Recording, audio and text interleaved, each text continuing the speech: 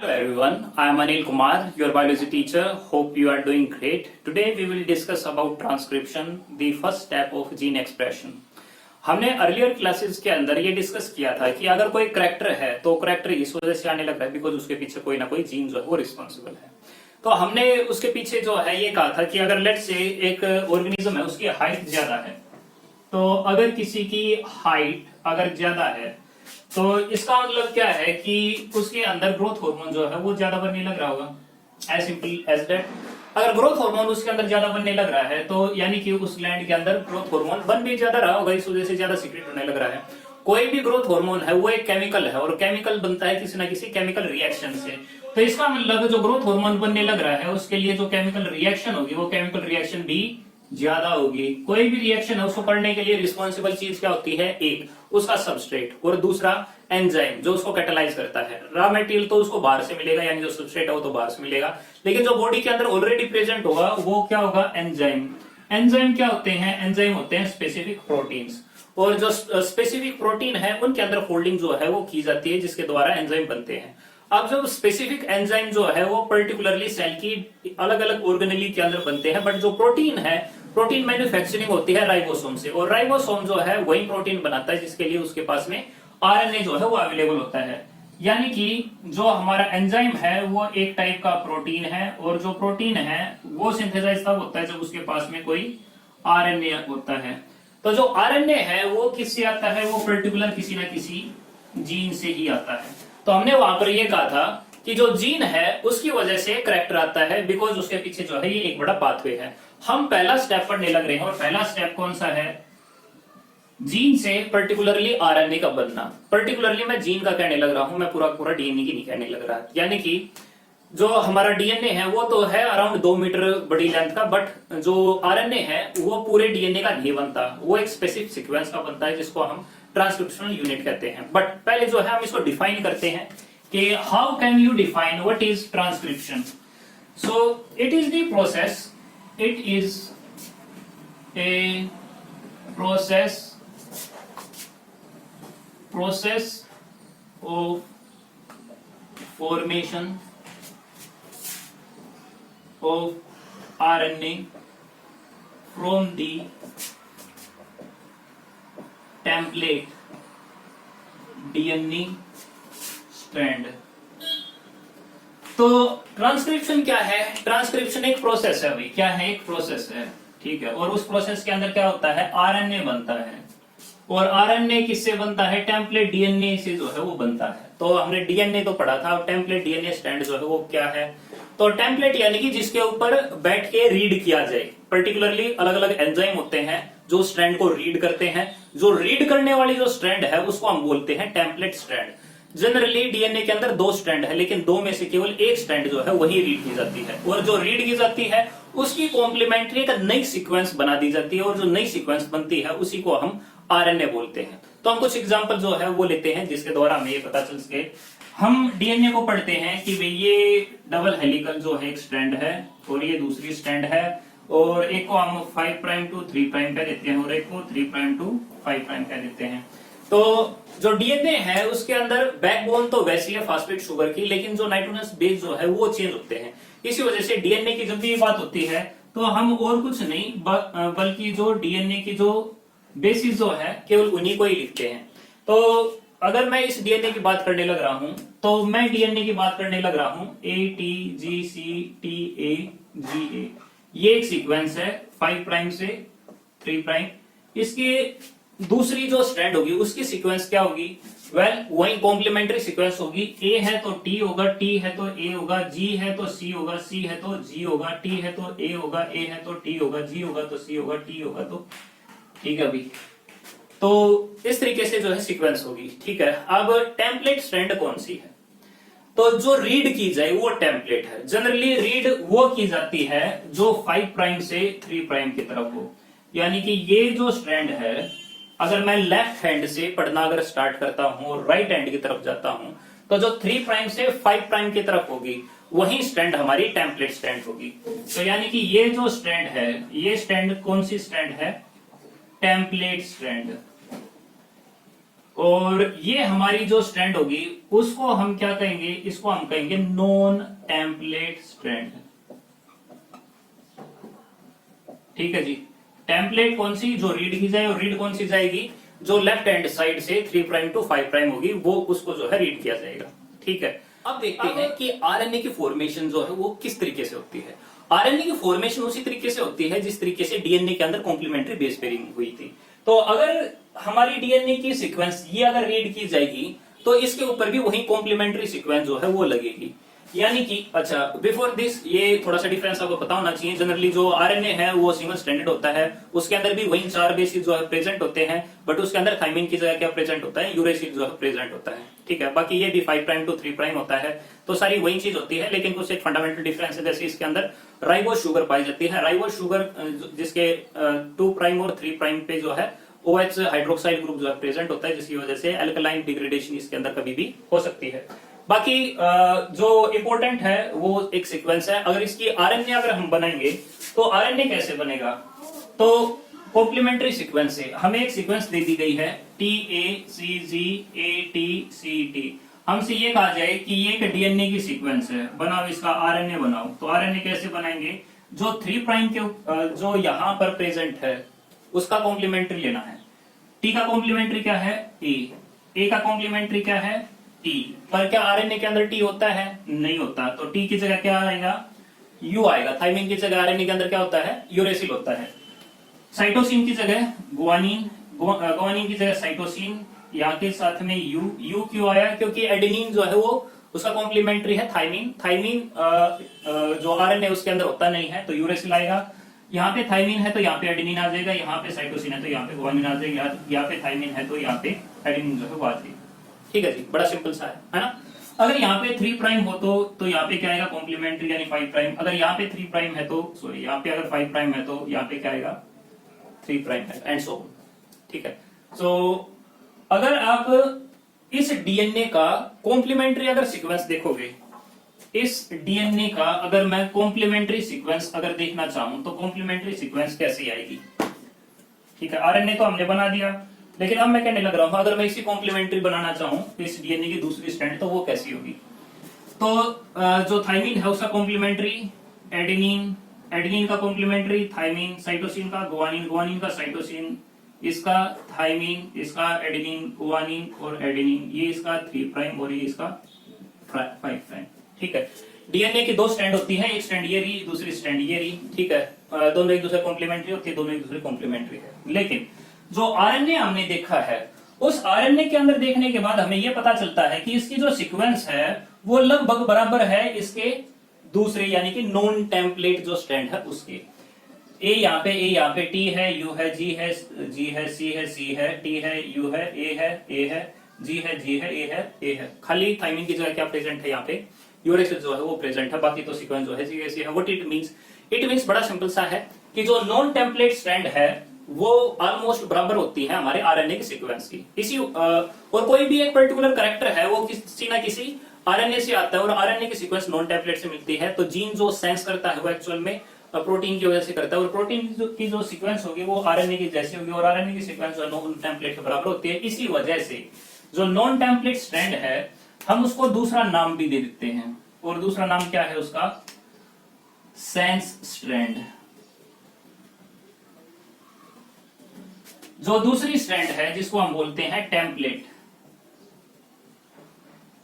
उसी template strand को दूसरा नाम भी दिया गया है, और वो क्या, एंटी सेंस स्ट्रैंड।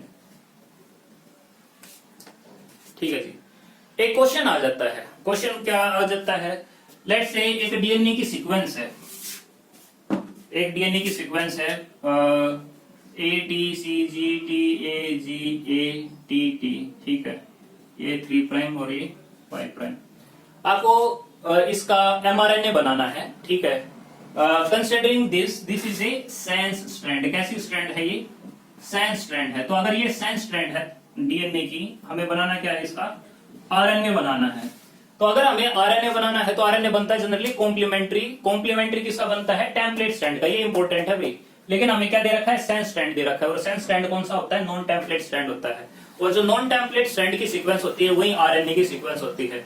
इसका मतलब हमें कॉम्प्लीमेंट्री नहीं लिखना, हमें क्या लिखना है, डायरेक्टली जो सीक्वेंस दी गई है उसमें थाइमिन की जगह यूरेसिल लगा दो एंड अल्टीमेटली हमारा रिजल्ट जो है वो आ जाएगा। तो यानी कि इसका जो आरएनए आएगा वो TUCGUACCA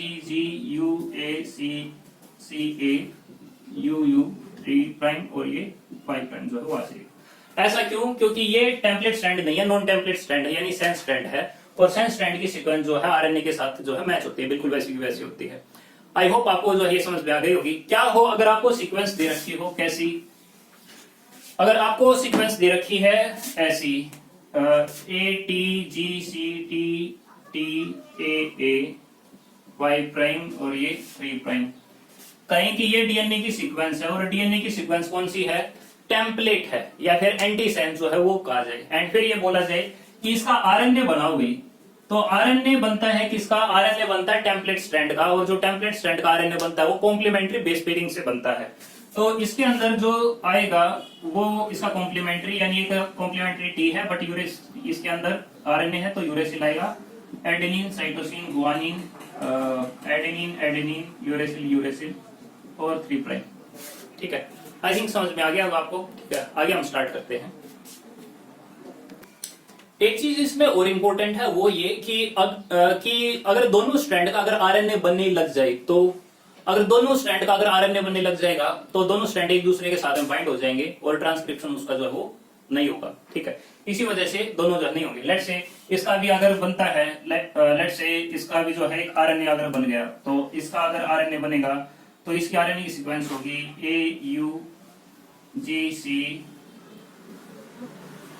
AUGCUU और ये 5' और ये 3', ये इसके साथ बाइंड कर जाएगा, और अगर ये इसके साथ बाइंड हो गया तो आगे चल के ये डिग्रेड जो है वो हो जाएगा, ट्रांसक्रिप्शन इसकी नहीं होगी। तो इसी वजह से केवल एक स्ट्रैंड जो है उसका आरएनए बनता है, दूसरी स्ट्रैंड का नहीं बनता। ठीक है, तो हमने ये डिस्कस किया था कि आरएनए जो है वो कंप्लीटेड डीएनए का नहीं बनता, प्रॉपर स्पेसिफिक जो डीएनए की सीक्वेंस है उसी का बनता है।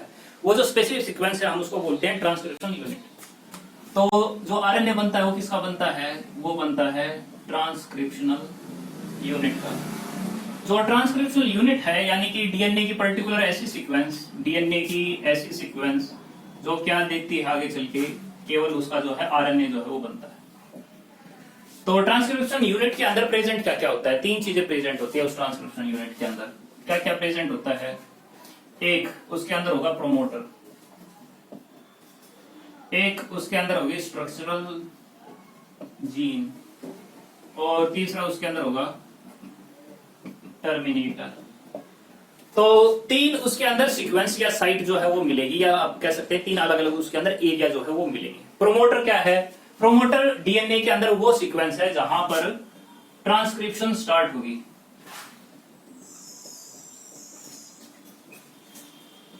टर्मिनेटर नाम से ही क्लियर है, ट्रांसक्रिप्शन जहां पे एंड हो उसको हम क्या कहेंगे, ट्रांसक्रिप्शन एंड हो जाएगी यहां पे, कहां पे, टर्मिनेटर पे। स्ट्रक्चरल जीन के अंदर ये क्या होगा, स्ट्रक्चरल जीन एक्चुअल में वो जीन होती है जहां पे जो डीएनए है यानी कि उसकी जो जीन है वो सच में आरएनए के अंदर कन्वर्ट होगी। तो यानी कि एक तो स्टार्टिंग करने की जगह है प्रोमोटर, एक एंडिंग की जगह है जिसको टर्मिनेटर कहने लग रहे हैं, और जो बीच का एरिया है उसको हम कहने लग रहे हैं स्ट्रक्चरल जीन, जिसका कि आरएनए एक्चुअल में बनेगा। ठीक है, क्लियर है भी इतनी सी बात। अब जो स्ट्रक्चरल जीन है वो डिपेंडिंग अपॉन अलग अलग ऑर्गेनिज्म, यानी कि अगर हम प्रोकैरियोटिक अगर बात करें तो उसके अंदर एक ही स्ट्रक्चरल जीन से कई सारे प्रोटीन जो है बन सकते हैं, इसी वजह से हम उसको पॉलीसिस्टोनिक कह देते हैं। यूकैरियोट के अंदर जो स्ट्रक्चरल जीन होती है उससे जो है केवल एक ही जो प्रोटीन जो है वो सिंथेसाइज होता है, तो इसी वजह से हम उसको मोनोसिस्ट्रोनिक जो है वो बोल देते हैं। तो डिपेंडिंग अपॉन अलग अलग स्पीसीज, अलग अलग ऑर्गेनिज्म के हिसाब से दो अलग अलग टाइप की स्ट्रक्चरल जीन जो है वो हो सकती है।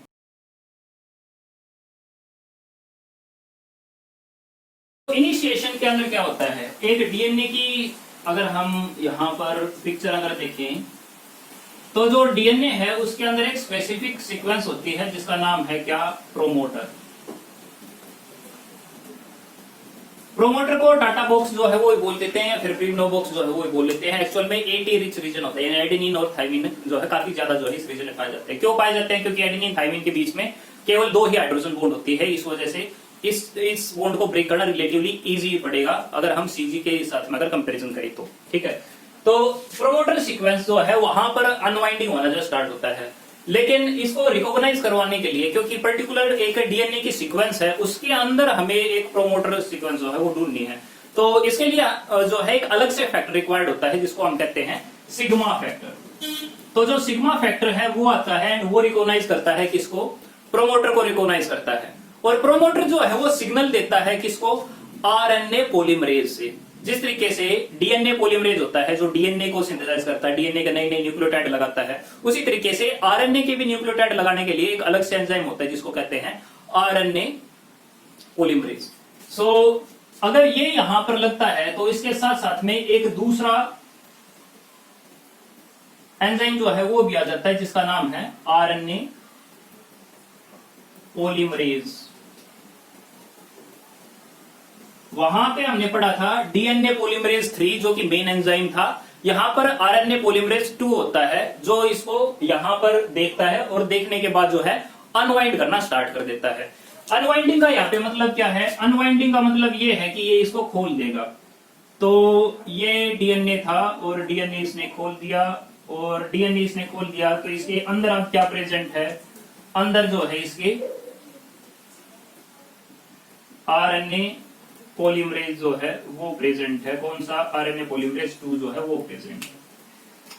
तो जब ये डीएनए खुलता है इस तरीके से तो एक बबल सा जो है वो बन जाता है। जो ये बबल होता है उसको बोलते हैं हम ट्रांसक्रिप्शन बबल। इस बबल का नाम क्या है? Transcriptional bubble. तो यहां पे अनवाइंडिंग किसने की? आरएनए पॉलीमरेज ने। क्या हेलिकेज नहीं होता? नहीं, इसके अंदर हेलिकेज नहीं होता। तो अनवाइंड भी यही करता है और फिर बाद में बाइंड भी यही करता है।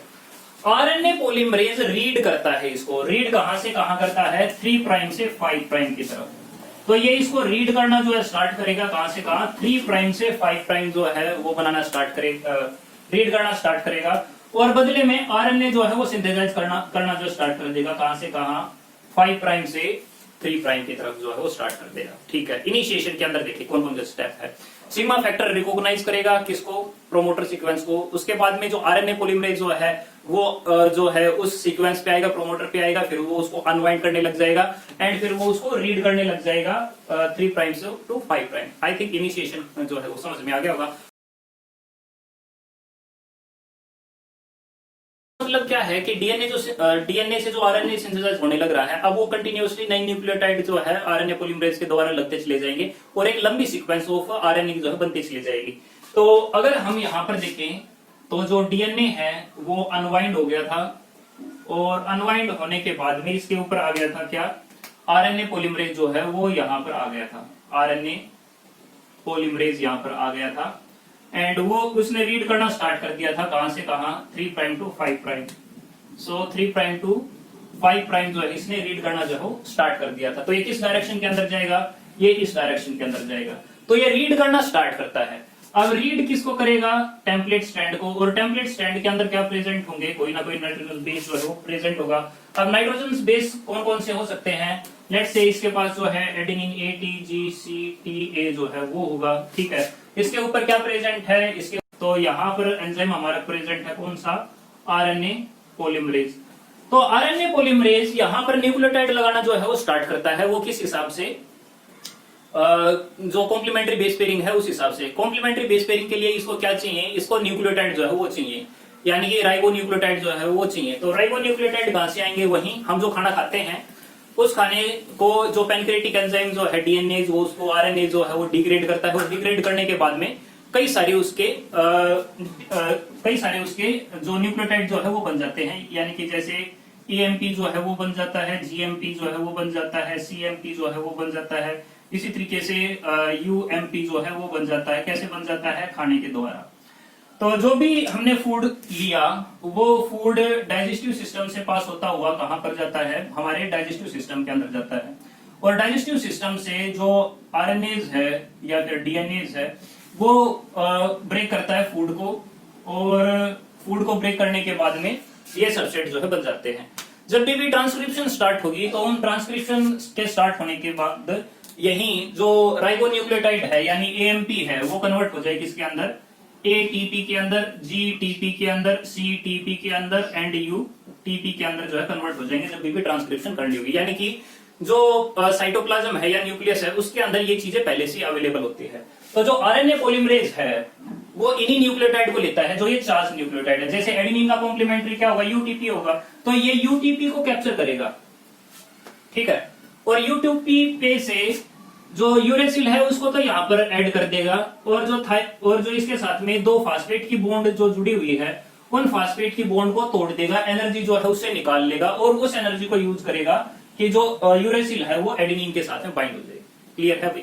सिमिलरली आगे चल के जो थाइमिन आएगा उसके लिए जो आरएनए पॉलीमरेज है वो क्या लेगा, ये लेगा एडेनिन ट्राइफॉस्फेट जो है वो लेगा। अगर ये इसको लेगा तो जो एडेनिन यहाँ पर जुड़ा हुआ है उस एडेनिन को तो जोड़ देगा कहाँ पे, यहाँ पे जोड़ देगा, और यहाँ पे जोड़ने के बाद जो ये ट्राइफॉस्फेट है उसमें से एक फास्फेट तो इनके बीच में लग जाएगी, एक दो जो बची होगी उनकी पायरोफॉस्फेट जो है ये ब्रेक कर देगा। पायरोफॉस्फेट ब्रेक करने से जो एनर्जी वो जो यूज होगी वो एडेनिन को थाइमिन के साथ में बाइंड कर देगा। सिमिलरली आगे चल के जो जी आ गया, जी का कॉम्प्लीमेंट्री क्या है, सीटीपी है, तो ये इसके साथ आ जाएगा, ये इसके साथ आएगा तो यहाँ पर ये क्या जोड़ देगा, सी जो है ये जोड़ देगा, और जो पायरोफॉस्फेट है उसको ये अलग जो है कर देगा, एनर्जी निकलेगी और ये इसको बाइंड कर देगा किसके साथ में, जो गुआनिन जो है उसके साथ में ऐड कर देगा। ठीक है, तो इसका मतलब जो हमारे राइबोन्यूक्लियोटाइड है वो दो काम करने लग रहे हैं। एक आरएनए फॉर्मेशन के लिए न्यूक्लियोटाइड जो है उसकी फॉर्म में भी यूज होने लग रहे हैं, साथ में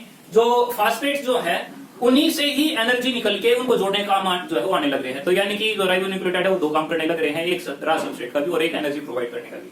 तो जब भी आरएनए पॉलीमरेज 3 प्राइम से 5 प्राइम की तरफ बढ़ता होगा तो ऐसे करके न्यूक्लियोटाइड जो है वो लगते जो है वो चले जाएंगे, और जब ऐसे ही न्यूक्लियोटाइड लगते चले जाएंगे तो एक सीक्वेंस जो है वो बनती चली जाएगी, जो सीक्वेंस थ्रेड के रूप में जो है उभरेगी, और वो थ्रेड जो है नीचे की तरफ जो है वो जाने लग रहा होगा। ठीक है, जो ये थ्रेड है उसमें से एक तो बनेगा आरएनए और डीएनए का हेटेरोडुप्लेक्स, तो ये तो बन गया आरएनए और डीएनए का हेटेरोडुप्लेक्स। एक इसका ऊपर की तरफ 3 प्राइम होगा, एक इसका नीचे की तरफ जो है 5 प्राइम होगा, तो कंटिन्यूअसली बनता चले जाएगा। बनने की डायरेक्शन क्या होगी, वही 5 प्राइम से 3 प्राइम की तरफ। अच्छा, क्या इसको प्राइमर की जरूरत पड़ी, नहीं पड़ी। ठीक है, इसी वजह से कहने लग रहे हैं कि जो जेनेटिक मटेरियल अर्लियर टाइम पे हो सकता है वो आरएनए हो, जो है मॉडिफिकेशन हुई और मॉडिफिकेशन होने के बाद डीएनए जो है वो बना। ठीक है, तो इसको प्राइमर की रिक्वायरमेंट नहीं हुई। तो जो हमारा आरएनए पॉलीमरेज है वो तो आगे बढ़ता जो है चला जाएगा, तो आगे की तरफ क्या होगी, अनवाइंडिंग होगी भी, और पीछे की तरफ क्या होगा, जो इसने अनवाइंड कर दिया है वहां पे दोबारा से रीवाइंडिंग जो है वो होनी स्टार्ट हो जाएगी। तो आगे से खुलता चला जाएगा और पीछे से जो है बंद होता जो है ये चला जाएगा, और ये काम जो है कंटिन्यूअसली चलता रहेगा। और कब तक ये चलता रहेगा, जब तक कि टर्मिनेटर सीक्वेंस जो है वो नहीं आ सकती।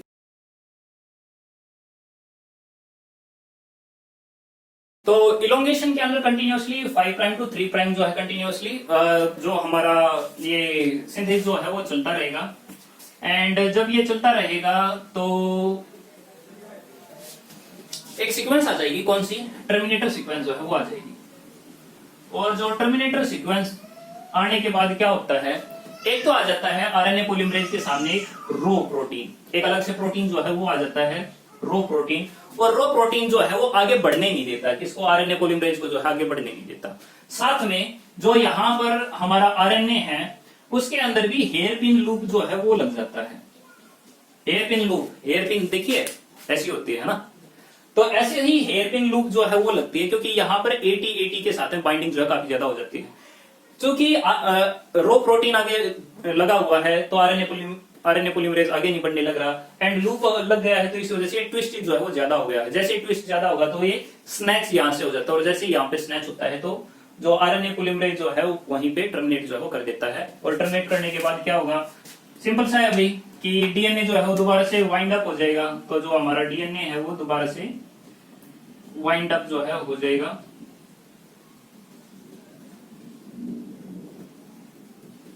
जो आरएनए है वो सेपरेट हो जाएगा और जो आरएनए पॉलीमरेज जो है वो भी यहां से सेपरेट हो जाएगा। कौन सा? 2 नंबर।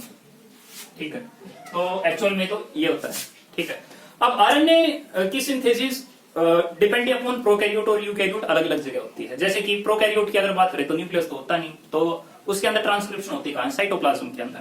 और जिस टाइम पे इनकी ट्रांसक्रिप्शन होने लग रही होती है उसी टाइम पे ट्रांसलेशन भी जो स्टार्ट हो जाती है, यानी कि आरएनए से प्रोटीन भी उसी टाइम पे स्टार्ट हो जाता है। बट प्रॉब्लम कहां पे आती है? यूकैरियोट के अंदर। यूकैरियोट का जो ट्रांसक्रिप्शन है वो कहां होता है? न्यूक्लियस के अंदर, क्योंकि डीएनए कहां प्रेजेंट हो तो न्यूक्लियस के अंदर है।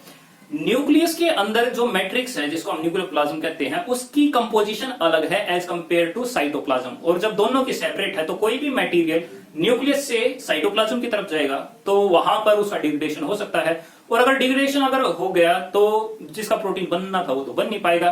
तो आरएनए को बचाने के लिए क्या किया जाए? तो उसके लिए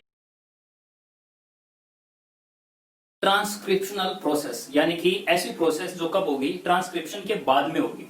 पर्टिकुलरली किसके अंदर होती है? यूकैरियोट्स के अंदर होती है। तो यूकैरियोट के अंदर क्योंकि आरएनए बनता है न्यूक्लियस में और न्यूक्लियस से वो बाहर जाता है। बाहर कहां? साइटोप्लाज्म पे जाता है। तो साइटोप्लाज्म के अंदर अलग इन्वायरमेंट होने की वजह से उसके अंदर डिग्रेडेशन ना हो तो 3 अलग अलग प्रोसेस उसके अंदर होती है। उसमें से एक है 5 प्राइम कैपिंग, सेकेंड है 3 प्राइम पोली एडिनाइलेशन और एंड थर्ड है स्प्लाइसिंग। डीएनए से जो आरएनए बनता है वो आरएनए जो है उसको बोलते हैं हेट्रोन्यूक्लियर आरएनए। हेट्रोन्यूक्लियर आरएनए यानी कि उसके अंदर कई सारे न्यूक्लियोटाइड ऐसे हैं जो इसेंशियल नहीं है बट फिर भी उसके अंदर है, तो यानी उसकी लेंथ जो है रिलेटिवली बड़ी होती है।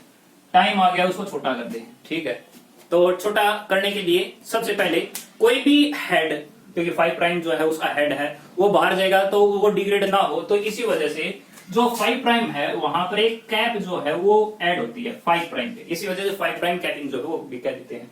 यहां पे एक एबनॉर्मल न्यूक्लियोटाइड जो है वो ऐड होता है जिसको हम कहते हैं 7 मिथाइल गुआनोसाइन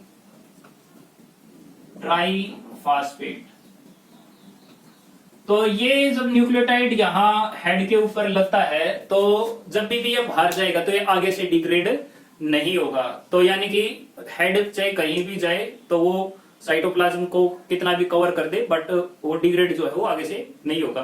पीछे से डिग्रेडेशन हो सकती है, तो पीछे से डिग्रेडेशन ना हो इसी वजह से जो पीछे है उसके ऊपर लगते हैं काफी सारे पोली एडिनाइलेशन जो है वो होता है, यानी कई सारे एडेनोसिन जो है वो यहां पर लगते हैं with the help of adenylate enzyme. आगे की तरफ क्या लग गया? कैप लग गई हुई, एक 7 मिथाइल कैप जो है वो यहां पे लग गई 5 प्राइम एंड पे। पीछे क्या लग गया? पॉली ए टेल जो है वो लग गया। अब जो आरएनए है ना, आरएनए पर्टिकुलर यूकैरियोट के अंदर वो पाई जाती है स्प्लिट जीन। ठीक है, वो टूटी हुई है एंड टूटे हुए चंक कौन कौन से हैं? कुछ जो चंक है वो होते हैं एक्सोन के, कुछ होते हैं इंट्रोन के, कुछ होते हैं एक्सोन के, कुछ होते हैं इंट्रोन के। एक्सोन जो कि कोई अमीनो एसिड कोड कर सकते हैं, उनके पास कोडिंग सीक्वेंस है, लेकिन इंट्रोन जिनके पास कोडिंग सीक्वेंस जो है वो नहीं होती। तो यानी कि जो इंट्रोन जो है उनका यूज नहीं है, एक्सोन्स का काम है। इसी वजह से एक अलग से एंजाइम जो है वो यूज किया जाता है जिसको कहते हैं RNP, small nuclear ribo nuclear protein. इसको अलग से स्प्लाइसोसोम जो है वो भी कहा जाता है। तो इससे क्या होता है? ये जो है हमारा इंट्रोन जो है उसको तो अलग कर देता है और एक्सोन जो है उसको जोड़ देगा। तो एक्सोन और जो एक्सोन जो है उसको आपस में जोड़ देगा और जो इंट्रोन जो है उनको रिमूव कर देता है। तो इंट्रोन जो है वो रिमूव हो गए। आगे क्या क्या हमारे पास बचा रह गया? जो 7 मिथाइल जो कैप है वो एंड पीछे की तरफ पॉली ए टेल जो है वो हमारे पास बची रहेगी। अब जो ये हमारा आरएनए होता है उसको बोलते हैं एमआरएनए। एमआरएनए यानी कि अब ऐसा आरएनए जो प्रोसेस हो चुका है एंड वो हमारा मैसेज लेके जाएगा राइबोसोम के पास में ताकि उसका प्रोटीन जो है वो बने। ठीक है जी। तो यानी कि यूकैरियोट के अंदर 3 अलग से सेपरेट प्रोसेस होती है बिकॉज जो आरएनए जो है उसको जाना होता है कहां पे? साइटोप्लाज्म के अंदर, जहां पे राइबोसोम जो प्रेजेंट है। आई होप आपको ये वीडियो जो है वो समझ में आई होगी। अगर आपको समझ में नहीं आया है तो कॉन्टेक्ट करें, भी जरूरी है। ये टॉपिक इसेंशियल है, आपको समझ में आने ही चाहिए। 5-5 नंबर के जो क्वेश्चन जो है यहीं से ही बनते हैं। So I hope you like this video. ठीक है, थैंक यू फॉर वॉचिंग।